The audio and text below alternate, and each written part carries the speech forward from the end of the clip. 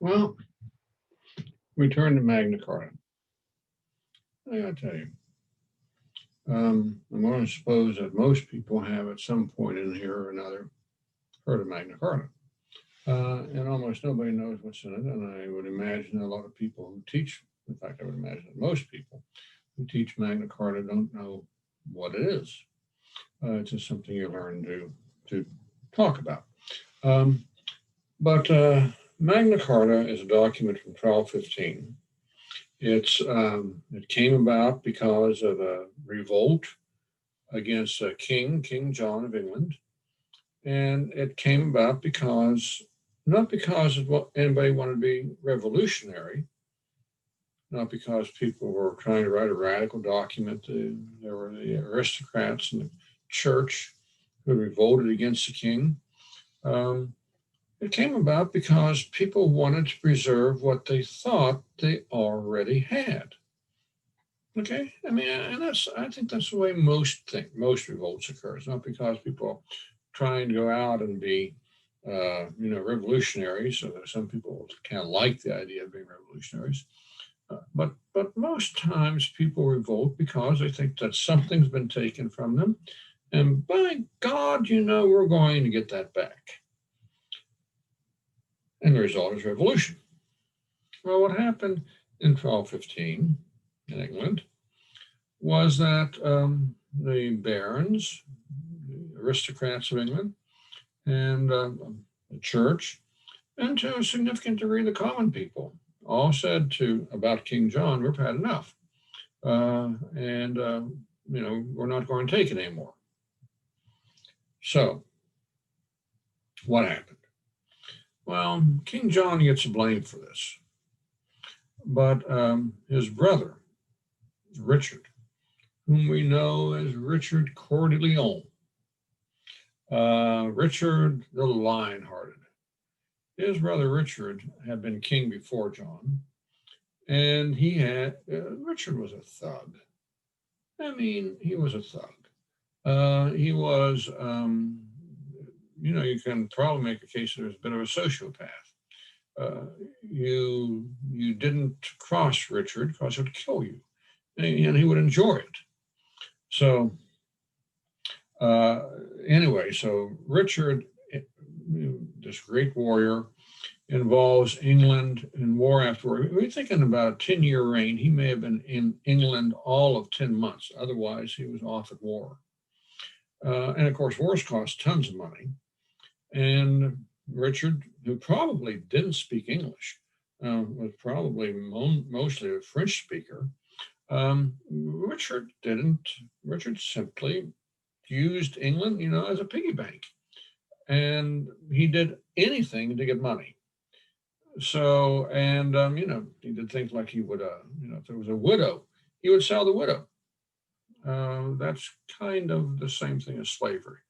And he forced people to turn over like the stuff they had grown. Just give it to me. I'm sorry, we're not giving you anything back for it. Just I get it. You don't, I do. So the end result, therefore, was that by the time John comes to the throne, people are sick and tired of it. But England's bankrupt. John, who is oftentimes who oftentimes appears to be this kind of loudish thug, um, John was probably a pretty smart king. And I think in other times he would have been a fairly good king. But these were not other times. These were times where England was broke, where it had been engaged in warfare for almost 10 years, uh, where very little had gone right under Richard, because Richard was, I'd say, probably at least a borderline sociopath. And John comes in and he's got this terrible mess on his hands. And John's personality was, this is a smart guy. I want to be clear about this. But John's personality was brittle. He was stubborn. He did things off the top of his head, sometimes pretty stupid things off the top of his head. And, you know, under the kind of pressure which England was under, remember, England was bankrupt. And the rule of law has long since disappeared under Richard because almost anything could get you killed. That just, there it is. And John has to take care of the mess. Plus, France is attacking England and will eventually seize a good chunk of what would be considered the English king's property. Well, John did A, he did B, he did C, he did D, and nothing worked. And the taxes kept getting higher. Couldn't get out of war, particularly with France. Got in trouble with the Pope. Just everything was wrong. And so finally, the British barons, the British clergy, and as I say, to some degree, the British people just said, guess what? We can't take this anymore. And so revolt begins in 1214, and by June of 1215, the English army what was an English army, runs John to ground at a little place out right on the city limits of London, a place called Runnymede, and forces John to sign Magna Carta. Now, he doesn't want to sign this. Make no bones about this. But they do. They make John sign Magna Carta. Now, Magna Carta is a long document. It's Magna Carta. People translate that as Great Charter. That's actually wrong. What it is, it's a big charter. Over the years, over the centuries, it's turned into Great Charter. What it really meant back in those days was big. And so it's got over 60 different clauses to it. And most of these clauses are not terribly important from our point of view, but a bunch of them are terribly important because in a lot of ways they found the modern world. As I say, they helped found the French Revolution, something to do with the Russian Revolution. They have in Australia and New Zealand, India, all around the world, places where English speakers or English-speaking peoples have influence. Magna Carta is there. And so it becomes a revolutionary document. It certainly didn't mean to become one, but it was. Now, a lot of the clauses are like this one.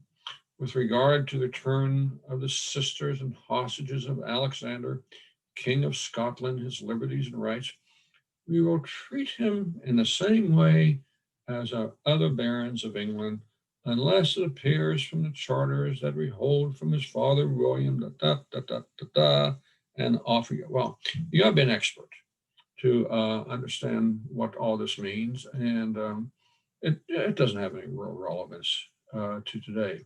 But then you get clauses like this, the 40th clause, to no one will we sell, to no one deny or delay right or justice. Well, obviously, you don't want to have to buy justice. You certainly don't want to have justice denied to you. And in a later video, we're going to talk about the implications of delaying right or justice. But what does right or justice mean? We're still defining what right and justice means. This is the first time that you really write down the words right or justice and mean it in a constitutional sense. Now, I don't think the barons knew they were writing a constitution, but they were. And so what does the word right mean? Well, right or justice, like snowballs that you roll down a long hill. They roll and they gather snow as they go, and they gather other things as they go. And, we're still gathering things regarding the idea of what is right, what is just. And it dates back to Magna Carta. So as a result, therefore, Magna Carta, and it's got a number of clauses in this, and we'll go over these clauses, the important clauses anyway. And so we will end up talking about what delaying right or justice means, along with many other things. But in a world which has almost no roads, the only real roads are the Roman roads, which were built 1,000 years earlier, in a place which has almost no bridges, in a place where the forest is broad and deep and impenetrable, to actually run a kingdom, you only have two choices. The first of those is, like Richard, you're just this bloodthirsty guy who is willing to use whatever means he has to get what he wants. That doesn't make people very happy. Or you can do how it had been done since at least 500 throughout medieval Europe, and probably for centuries before that in Germanic countries. You call people in. The rule was, at least in terms of major decisions, no major decision was right unless you took the counsel of the kingdom. And that doesn't mean that, a council, which a king would call to advise him on a particular topic, like raising taxes or going to war with Scotland or something like that. The council didn't have veto power. But a king had to wait until such time as he could meet with the leaders of the kingdom, which sometimes were women abbesses whose convents had a great deal of property, just as an example. The knights, barons, dukes, what have you, they would come in, and great merchants, and the king would talk things over. The king didn't have to take their advice. This is not representative democracy. This is not the Senate stopping a president from doing something. But nothing was valid unless the king took counsel, unless the king consulted with his people.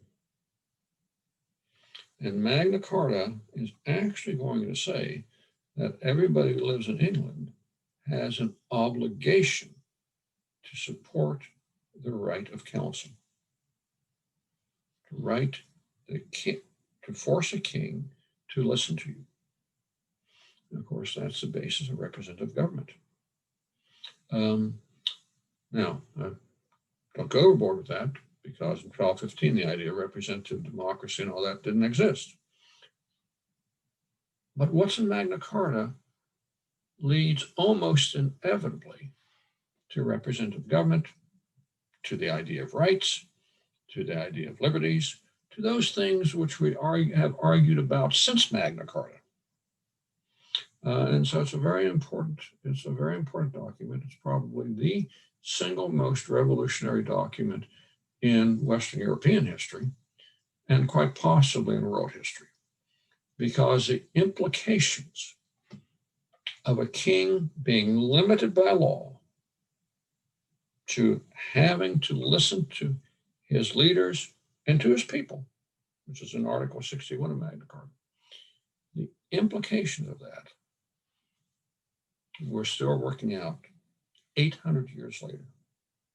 So there's a very important document, and it's one which, is really important to you, and it's really important to everybody who's listening to this video. So I want you all to take care, stay safe, stay healthy, and we'll see you in the next video. Take care, everybody. Bye-bye.